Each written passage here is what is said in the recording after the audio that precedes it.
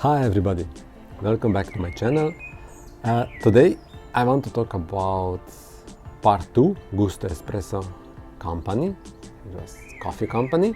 Part 1 you can watch here, so I don't want to repeat everything here. So today we will dive in the more in the finance construction. How did I start? What did I learn? And if there is something that I would do different. Yes, let's dive in. So, like I said, I established company GustoEspresso 2013, 7th of November. I opened my small shop in mall. It was like 26 square meters. I rented for €1,000 net per month. Then I also find out that there is kind of fixed cost for marketing / management fee in those malls, which is another €130 per month. Of course, I pushed back. I said, hey, I don't need marketing fee. I will do my marketing by myself. And they push back. No, it's obligatory. And what do you get for this? It's like they put you in, I don't know, every 2 months in marketing brochures, and they put your logo somewhere, which I never saw in this mall. Nevertheless, so that was obligatory. So. And then at the same time, of course, you have to pay this fixed fee, like I think it was like 50-60 euros per month to run the mall, like electricity, security, elevators, and stuff like that, like classic stuff if you live even in the apartment in the block. So, and then you hit another, I would say, hurdle, which means the scheduling. So you are not able to close your shop in mall whenever you want. It means like, hey, today I don't feel like to work, or I will go for vacation for 3 weeks, I will close my shop. So there are obligations when you sign the contract with mall, and the scheduling was crazy. I would say crazy. If you are like looking from outside in and you go to mall and all the time it's open, it's cool. But if you have to stay, like for example, from Monday 9 a.m. till 9 p.m. from Monday till Friday, and then on Saturday from 10 a.m. till 9 p.m. and on Saturday from 10 a.m. till 5 p.m. So it means it was like, of course, it was job for 2 persons. And my strategy to hire those 2 persons was following. So I was thinking, hey, I would need some, I would say, more experienced person. And then on the top, I could drive with some students, I would say. It was more like I saw this work also like a student. So for people who would like to improve, I would say, sales skills and some product skills about coffee and stuff like that. So that was basically my strategy. And so if you summarize all together, so also some smaller costs, so you will end it up with at least 2,200 2,300 euros fixed cost per month, and this is not even my salary included. It means on the yearly basis you're driving between like 27,000 euros just to have the shop in the mall. So this is without any, of course, goods like coffee capsules, accessories, and so on.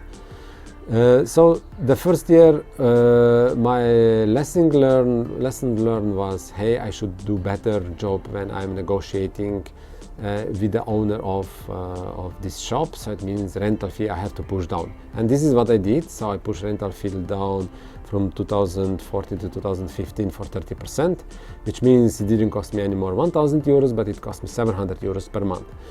Of course, I went to owner on the end of the contract. Hey, I just present him the numbers. I said, look, if you will continue like that, I would never reach, or I would reach breaking point like in 5, 6, 7 years. And then also with some additional talks and so on. So nevertheless, long story short, I was able to push down the rental fee. And if you summarize all the costs together for the second year, was like approximately 1,700 1,800 euros per month. On the end of the year, this means fixed cost was like around approximately 20,000 euros. On the top of that, you should know that I bought approximately 500, 600, 700 euros per month coffee accessories and so on. So, and then on the last year, 2015-2016, I was pushing rental fee even more down, I think more close to 400 euros, which is from the original 1000 euros, it's like 600 euros down, it's like 60%, it's crazy. And then I was even, getting more smarter with people and so on with other costs. So at the end of the day, you ended up with 1,300, 1,500 euros fixed costs per month into mall, which means represent like 15, 16,000 euros per year fixed costs. What I saw after third year, I break the breaking point, which means the shop start to generate first time profit, which for me was like incredible. So I have a business which is actually successful. It's not only running business, and which I was really happy. In the parallel, of course, I also started internet shop and also make some more marketing activities by myself. You can check my YouTube channel at that point in time. What I did, I made some video, I shot some video. Of course, I still have Facebook webpage and so on and so on. So the shop really start to run. And I think the best time it was like Q4 when, it's the Christmas. I think the last month is December. So there we generate, I would say even half of the revenue which we're generating during the year. So in 1 month, you'll be able to drive like, for sure 50% of your revenue of the year. 40-50%, yes. So what was my lesson learned? So first lesson learned, you should be better with your negotiation skill when you negotiate, for example, a rental fee in my case. So I should do better job on the beginning. The second one was like, if like me, you're a foreigner, you should learn at least local language in order to be able to solve some local issue, relying to your company. And the third one is like a people management. So for me, I was really sharing all the numbers where we are, financial numbers.